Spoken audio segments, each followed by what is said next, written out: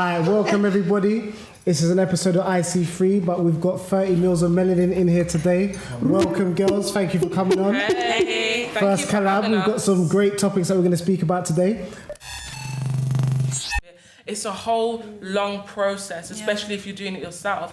And then not only that, if you're keeping your natural hair out, you have to look after it every day. I can't have an afro today and keep that same afro in for a week, or I'm going to have to shave my whole head off because it's going to be a nappy mess. That's true, because during lockdown, I decided to just be natural. Can be devil's advocate here. There are some men that look after their hair well. Like you. How do you keep your hair like this? But the thing is, that's a guy's hairstyle. Girls don't have hairstyles like that. And our hair, the longer we have it out, it's prone to breakage. Yeah. It breaks. So we do protective styling. We cover it up, we camera it back, throw in a wig, because it allows us to maintain our hair. Our hair is really prone to breakage because the way our hairs are tightly curled, the oils and nutrients have a hard time getting to the bottom. Yeah, and it depends. It depends on your hair. You've got a protective hairstyling in, and he's got a protective hairstyling right now. Yeah, and so do you. I'm sure you've got one under your Everyone's got protective stuff. What do you mean protective? What do you mean? When you do something, so when you seal the ends to stop it from breaking. Yeah. So your ends are sealed. There's going to be less breakage. So are yours. But with females, if we have our afros out, our hair could be breaking. Like even rubbing on pillows. Yeah. Split ends. Your hair can break. So all this changing in our hairstyles, we're maintaining our hair. So you would wear a bonnet, innit, when you go to bed? Yeah. That helps, but our hair's still in a protective hairstyle. If you was to take those twists out and just leave your hair out, you wouldn't do that. You wouldn't leave it out just in its natural state. For it to break it. Well, you would. Why, you're different.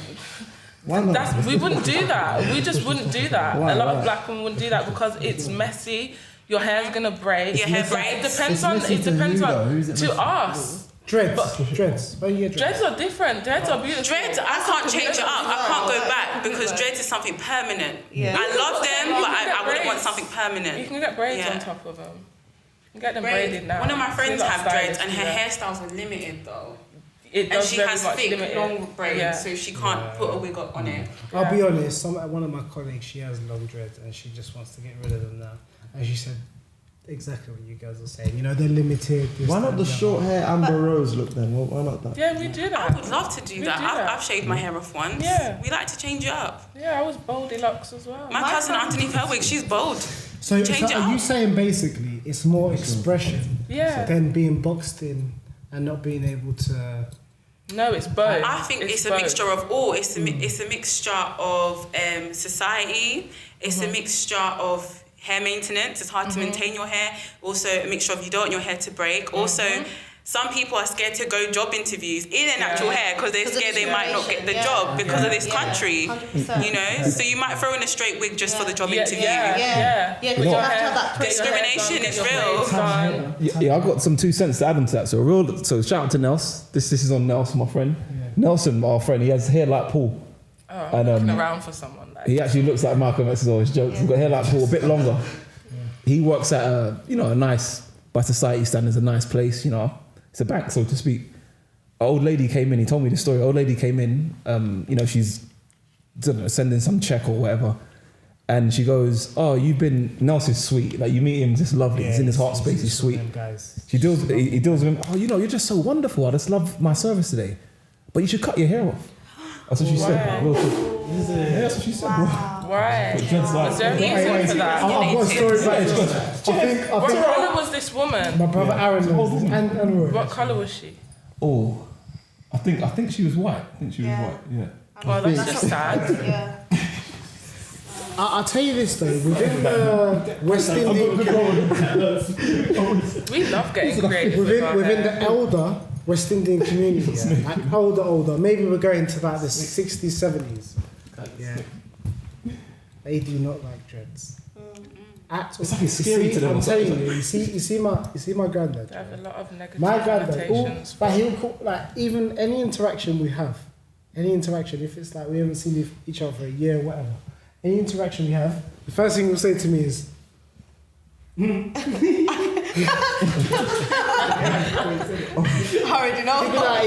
be like, when are you gonna cut off your hair? Or it'd be like, your girlfriend like your hair like that? Thing sideways. Yeah. If I was your girlfriend, he's actually said, if I was your girlfriend, I would have dumped you because of your hair. Like, he hates it. That's mad. There's nothing wrong with He dreads. hates dreads. Why do they have that view? Do you know why that view is? Because I don't know. Is it like do they view it as like rebellion or something? It's kind of, I think it's like a Rastafarian Rastafarian. guy. That negative connotation. Is this, and then you're that. Yeah. So Okay. therefore, but that's literally what he says all the time. Do you know? It's funny, and I laugh it off all the time, but he's being serious. Well, did you see that video in the US where a young black guy was doing a wrestling match and they shaved his hair off? He had dreads, like quite long dreads, like waist length, and they shaved it off because they said it was inappropriate for him to actually wrestle. Wow. And during the wrestling match, they like got clippers out and shaved all his dreads off. Why you let him do that? Yeah. Did he not punch them? He went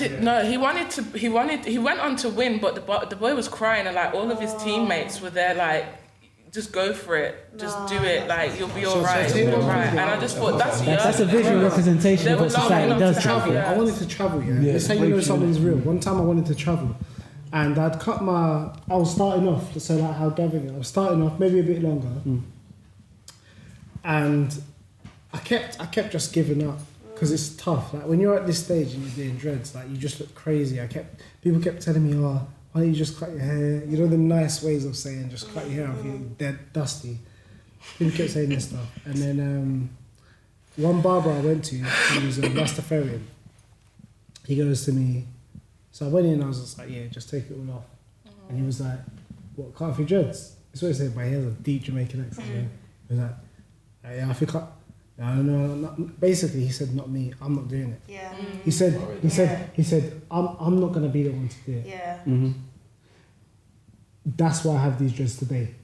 Like when I tell you, like from what he said, it was like his energy got placed onto me, and it made me realize, okay, like it's a fight.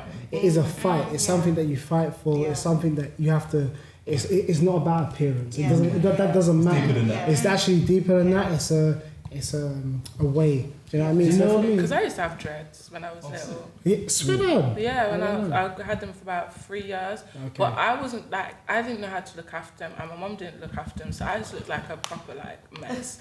So we just cut them off. And my mum grew hers for like 15 years, but she had psoriasis in the scalp, so she had to cut them off because it was just, the scalp was so bad. Yeah. But dreads are beautiful. Yeah.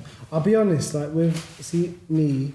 Another reason why I grew dreads was because I'm not a guy who likes to get trims all the time. I'll be honest, like trims all the time, trim. It's expensive as well. Every 2 weeks. And I just wanted something different. I just wanted not to be able to do that. I didn't know what I was getting into, and I didn't know that you actually have to manage them as such, but you don't actually, because I literally treated my dreads like trash. Maybe you can see it because they're not really that nice dreads, but. All I literally do is every 3-4 months, I just get someone to interlock them. Yeah. That's it. Low maintenance. Do you know what I mean? I want to say one last thing on it as well, because I want us to cover a few topics as well. But I want to give just one last thing. Sorry, I want to give you ratings and Warren ratings and Shayne as well, because that's a big part of it. I ask, but sometimes I'll play the devil's advocate because there's a bit of me being a hypocrite, and I didn't realise. I've never had my hair this long, innit? It's the first time I'm ever growing my hair. He will not even go a week without getting a trim back in the day. No, that's a bit extreme. But basically, you know what it was, yeah? From when I was young, my mum just used to cut my hair. Like, I think my first haircut was just before I was 1 or something like that. Really? Which apparently is not good for yourself. Hair. But the thing is, I didn't realise. It's only the other day I looked back because I was looking in the mirror and I'm like, do you know, I kind of like this now. Like, and I realised her doing that, partly because she came from Zimbabwe, innit? So coming over, even my surname is a tongue twister. Yeah. It's a tongue twister, like. But my first name's Gavin, which is very easy. Like, if you see Gavin on paper, Gavin you might think, white guy. Yeah. Welsh or Scottish, And I realised one of the things she did is she did that so that I didn't get sort of X'd out because of my name, like, for one. Yeah. And two, one of the reasons why she always wanted me to have my hair cut is because of that, because she didn't want me to. As a black man. Do you get what I'm saying? Yeah. Yeah. So it's like now that I've started to grow it and that, I've realised that it actually put like a kind of like this subconscious thing in me where I ain't gonna lie, even like when me and John first started our business, like we got a creative design business, and I used to think to myself when we're meeting clients and like we're in the big offices and that, like I don't want them to think away of me because I've got like plaits.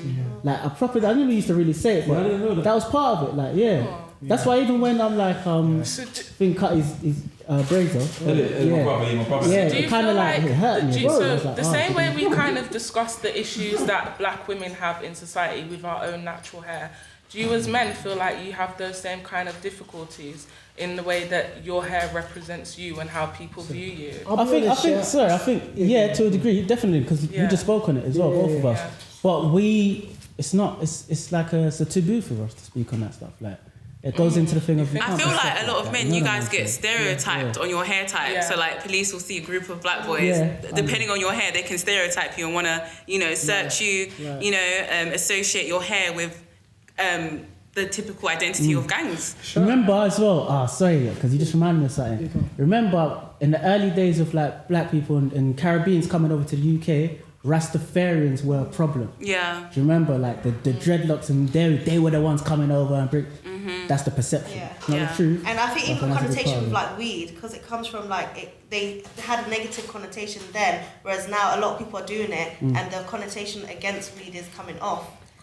But back then, and even like culture, so like pop, R&B and stuff. Now that we see artists doing certain styles with their hair, men are starting to embrace their hair more. 100. Back then they didn't. So. I think COVID helped as well, because when men can cut their hair, they have to start like... I think the more we see it, it normalises it, and then we get used to it. Because I never used to like guys with hair because it wasn't common growing up. And then the more I used to hate it because it was just something I had never known. And then the more I saw it, the more I got used to it. I started to like it. So I think generalising things, even natural hair, the more we see girls with natural hair, it will be generalised and it will become more acceptable as well. Do you know what hit me the other day? Like I started a new position. Interview, I tied my hair back. Pardon? I tied my hair back. Oh, okay. Well, when you had an interview? Yeah, tied my hair back. When I first started, I was tying my hair back. Because of that? But it was subconscious. Right. And now I'm deep in it now. Like I'm deep in it, that's what I was doing. But you know what? When we go into situations where it's like formal and professional, we do kind of, whether it's our natural hair or whether we're putting a wig on or putting braids in, it's about bringing your best self forward. So even though it may, looking back, feel like you were trying to make yourself different, you were just trying to put yourself together and make yourself and presentable. By society Exactly. We're conforming. Like but it's that's the reality. See, I've been to interviews with my natural hair, and I've always got I don't know. Some people have that hindrance where they feel like they're not going to be accepted because of the way their hair is. And for some jobs, especially the more corporate the position is, it might feel like that. But I interviewed to work in a prison with my little nappy ass afro out, and it was fine. Now I work in social care because everyone freestyles with their hair because we're support workers. When I was in the corporate world, if I was in my natural hair, I was treated so differently to when I had long weave. They treated me like I was on a higher pedestal, higher level when I had weaving. So I noticed the change in behaviour. So they will discriminate against you based on your hair, and that's sad. So, sorry, what you said really resonated with me is because since Islamophobia, I used to wear a hijab back then, and since then I felt really intimidated I felt like people would judge me if I wore one. So when you went to the interview, tied your hair back, I started conforming the other way to become more Western, because I felt like if I was to present myself as a Muslim, I will be discriminated against. So even like me having my hair like this, it's more appeasing to my employers, whereas if they saw me in a corporate office with my hair in my hijab, they might not actually want me there. So, it is that whole appealing to why are we conforming? It's because we want to get jobs. We want to appeal to society. I will say this. Is there something wrong with that though? No, I don't think there's anything wrong. Like me myself, I already said. But sometimes it's easier to fit in. It's true. Adapt to the environment. It's true. I don't think there's anything wrong with that. I think it's smart. Like me, I keep a low fade and a white tee. I keep a low fade all the time. I've never actually thought about hair But there's something you said which I want to speak to. Where are we drawing our confidence from? Yeah. Because I feel like there's people that have probably gone to, you said it, you've gone to a job interview with your hair normal and been able to land it. And there's sometimes where you could, some people may feel like they need to, I don't know, throw a wig on or whatever to land the job. I think we have to go beyond that to see where we're actually getting our confidence from. Yeah, I think it comes, not completely, but I think a lot of it resonates from our childhood. Because psychology says the first 7 years of a child's life is the most impactful and pretty much determines who they become as an adult. Let's go on to so the children. ways that you're treated, the things that bring you confidence during that childhood time, the way you interact with people tends to carry forwards with you into adulthood. For example, there's certain things that I had as big insecurities based on the way I was treated as a child. But looking at my younger sister, okay, let's say skin colour, just briefly onto colorism, I wasn't treated the same as my sister who was fairer skinned. But the issues we both have going into adulthood, I felt like maybe I was too dark, and she felt like she was capable of basically doing what she wanted to do. Yeah, she was more capable. Or say my younger sister who had extremely long hair because she was Jamaican Indian, and I didn't have that, so the attention that was paid to my hair in comparison to the attention paid to hers has shown who we are as adults. She's completely natural. She don't care because her hair's always been propped big up, like you got beautiful hair. Whereas for myself, I had to get over that kind of childhood trauma that came from it. Okay. So I think that a lot of that and how you feel about yourself comes from that's from real. And I think it's the media as well. If we had more of a representative media where it showed women with their natural hair, women in hijabs, women like without makeup, it's a media that makes us feel like we have to conform to this idea of beauty. And if you think about it, Hitler had this concept of the Aryan race, blue eyes, blonde hair. And if you put that on the spectrum, people assume that's what the idea of beauty is, blonde hair and blue eyes, but that is actually recessive genes. It's actually weak genes. They're mutated. Yeah, they're actually the weakest genes, and the strongest genes are, the most dominant genes are the darker traits, having darker hair, darker skin. But why is it that society, and it's because if you think about it, the percentage of white people on the planet is far less than the people of colour or melanin, do you get what I mean? The majority is the minority on the whole planet. And they have to make themselves make themselves feel superior, because otherwise we will outnumber them. Survival tactics. Yeah, exactly. And we will outnumber them. If you think about the resources in Africa, the resources even in Asia, Europe doesn't have the same. America, obviously, it doesn't either. No. I always talk about it, you know, like the whole European race. Asia, Africa. That's it. Africa. We have everything. We have everything, and if we were to actually unite and there was the Silk Road, which went through where? Africa, Asia, it all went through there. And that's where trade used to get done. Yeah. Yes, on the dot. No, yeah. There's something called that. Yes. So we had this. I think one of the major things for us is disconnection with where we come from, I guess, and then also the certain leaders and what we have back home, like the people that are controlling everything we have back home are not necessarily us, or if they are, they're very corrupted and money bound. And if you know, anybody gets in who wants to do anything good, they usually either get voted out because of money or because of fear of death and this type of stuff. So there's certain corruption that goes on within some of the countries where we're originally from that affects the way our back home countries can operate in a less like you call it third world country. So I feel like as well, like a lot of us here, the problem is we're here and we become like Western. We become here. So it's very hard for us to think, okay, do you know what?